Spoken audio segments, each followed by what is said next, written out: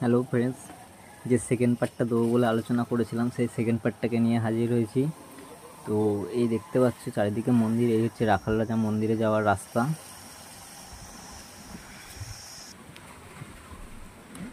আর বেশি দূর নয়, আর একটুখানি। চারিদিকে মাঠ, ঝিঝি পোকার ডাক।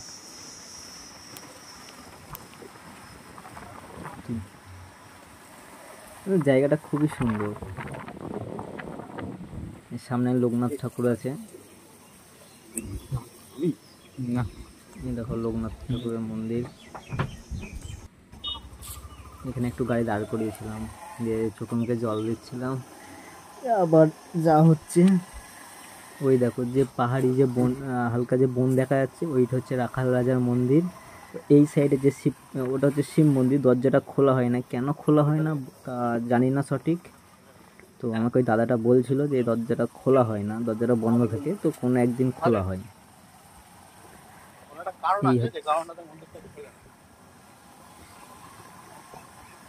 হেবি সুন্দর জায়গা, তোমরা না গেলে বন্ধুরা খুব মিস করবে।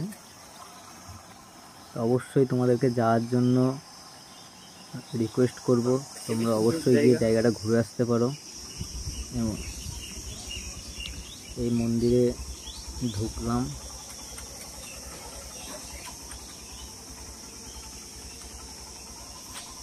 মানে অনেক কিছু এখানে এক্সপিরিয়েন্স হয়েছে, কি বলবো বন্ধুরা। জায়গাটা খুবই সুন্দর, এত লোক, চারিদিকে ফাঁকা। তবু হ্যাঁ, এখানে সন্ধ্যের পর থেকে কোনো লোকজন থাকে না, থাকতে দেয় না, মানে যে থাকে নাকি সে পাগল হয়ে যায়। কি করবি, ভেতরে যাবি? সেজন্য কাউকে সন্ধ্যের পরে ওখানে থাকতে দেওয়া হয় না।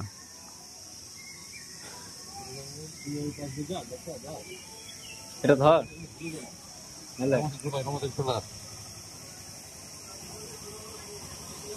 তোমাদের কেমন লাগলো তোমরা সবাই কমেন্টে বলো, লাইক করো ভালো লাগলে। তাই বলছিল যে পকেটে। চলো মন্দিরের দিকে যাওয়া যাক, দেখাবো অনেক কিছু।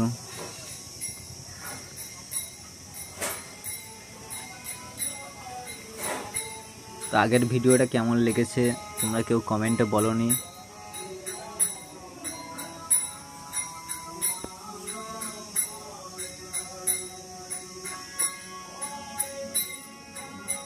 মন্দিরটা বহুত পুরনো, রাজার আমলের মন্দির।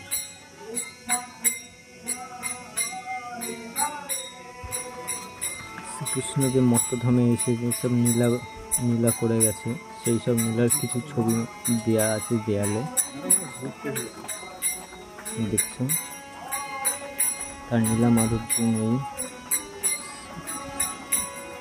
সেই সব নীলাগুলো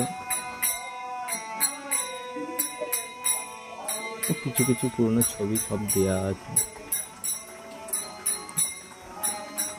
হচ্ছে রাখাল রাজা মন্দির, দেখতে পাচ্ছ মন্দিরে শ্রীকৃষ্ণ রাখাল হাতে একটা লাঠি নিয়ে দাঁড়িয়ে, সেই বিগ্রহটাকে পুজো করা হয়। বহুত পুরনো, রাজাদের আমলের তৈরি এই মন্দির।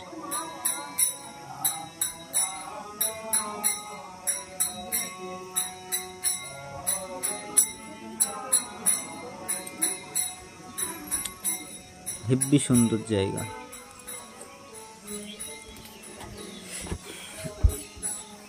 তোমাদের কেমন লাগলো? তোমরা নিশ্চয়ই ভালো লাগলে নিশ্চয়ই কমেন্ট করো, লাইক করো। তো এই সাইডে এখানে মানে রান্না হয়, প্রসাদি রান্না হয়, বড় বড় উনুন।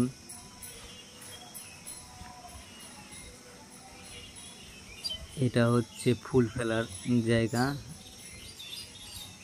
হেবি সুন্দর জায়গা, চারিদিকে গাছ। আর এটা হচ্ছে প্রসাদি খাওয়ার পর এইখানে পাতাটা ফেলা হয়।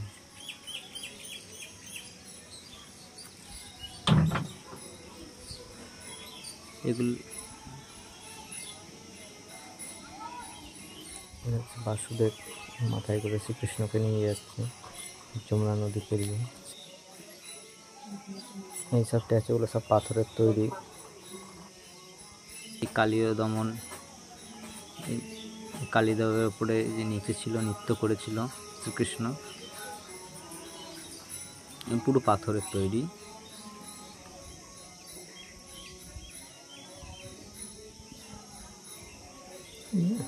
বকাসুর বধ করেছিলেন। কিছু কিছু দৃশ্য দেওয়া আছে, এগুলো সব পাথরের তৈরি করা।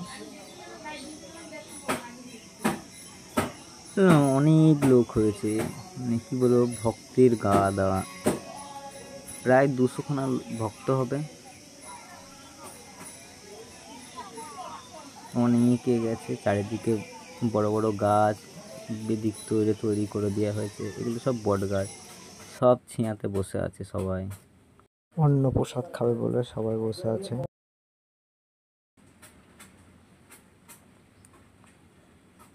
তোমাদের কেমন লাগলো তোমরা সবাই কমেন্টে করো, বলো। ভালো লাগলে নিশ্চয়ই লাইক করো। আর তোমরা এরকম ভিডিও পেতে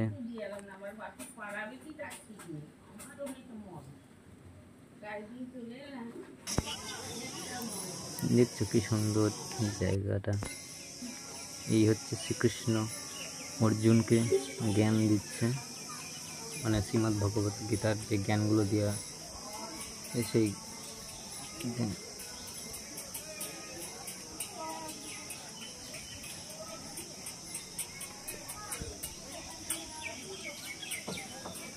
বিচ্ছিরি গরম ছিল সেদিনও। এক গাছের তলায় বসে একটু হাওয়া পাওয়া যাচ্ছিল না।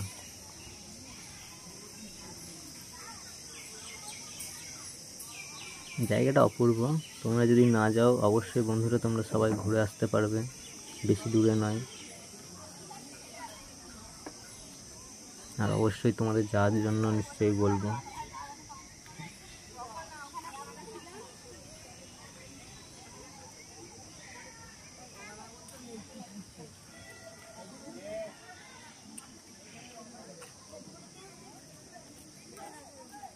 এটা শ্রীকৃষ্ণ তার গরুকে নিয়ে চড়াচ্ছিল, সেই।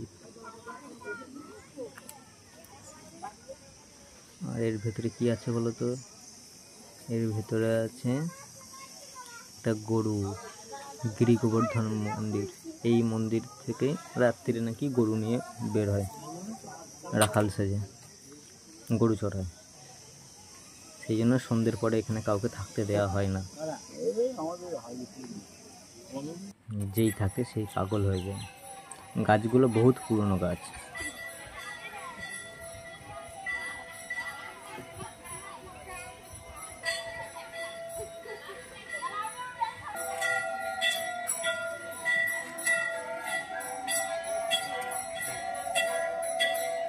তোমাদের কেমন লাগছে বলবে।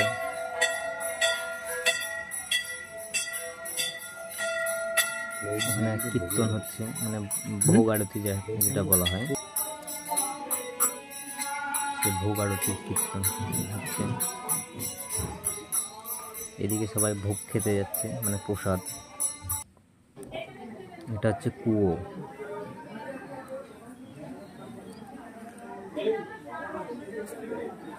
সব ভোগ খেতে বসেছে, প্রসাদ খেতে বসেছে।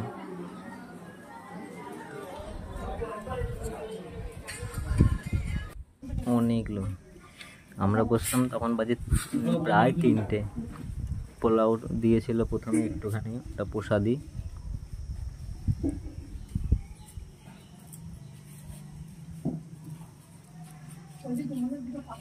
খেতে খুব টেস্টি। আমি কী কী দেয় বলে সেই জন্য ভিডিও করছিলাম।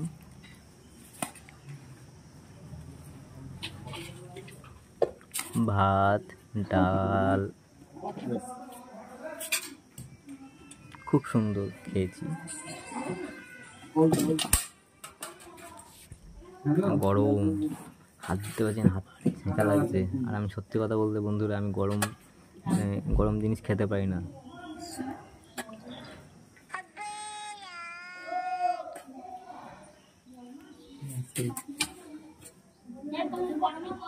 হেবি সুন্দর টেস্টি রান্না। আলু পোস্ত,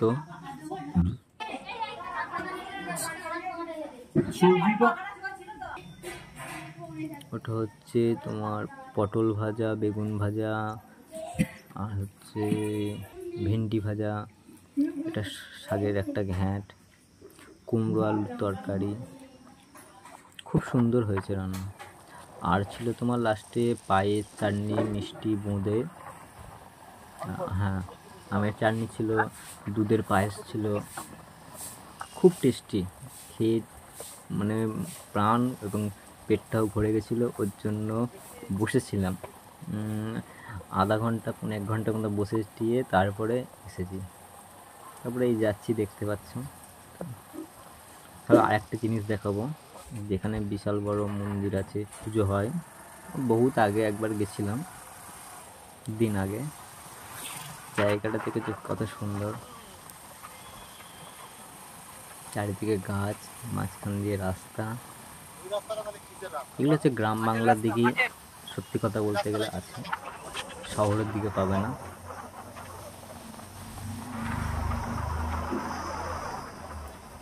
এটা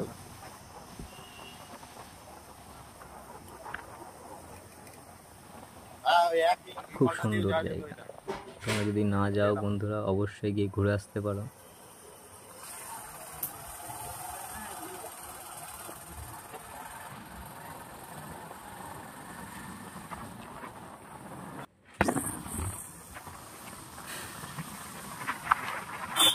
অনেক দেরি হয়ে গেছে বাড়ি আসতে আসতে। এটা কি আমি বুঝতে পারলাম না, বহুত পুরনো, বন্ধ হয়ে আছে। এটা আনুকুলের কালী পুজো হয় এখানে, না আর একটা জায়গায় দেখাচ্ছি ওইখানটায়, ঠিক আমি বুঝতে পারলাম না এটা কিসের মন্দির, বলতে পারছি না। আরো একটুখানি এগিয়ে গিয়ে দেখাবো তোমাদের। এই জায়গাগুলো আমি একবার ঘুরে এসেছিলাম। এইখানে পুজো হচ্ছে, পুজো হয়েছে না হবে জানি না। এই দেখো আনুখাল, এটা এবার আস্তে আস্তে বাড়ির দিকে যাচ্ছি। গাছপালায় ভর্তি চারিদিকে, সেদিন মেঘ করেনি আর বৃষ্টিটাও হয়নি, খুব বাঁচা বেঁচে গেছে, তাহলে গোবর ভেজা হয়ে যেত। তোমাদের এরকম একটা ভিডিও দিতে পারতাম না। এবার আম ধরেনি আমাদের এদিকে সেরকম, আম গাছ তো ছিল, আম পারতাম দুটো। তোমাদের কাছে কেমন লেগেছে তোমরা নিশ্চয়ই কমেন্ট করতে ভুলো না, পারলে শেয়ারও করো বন্ধুরা।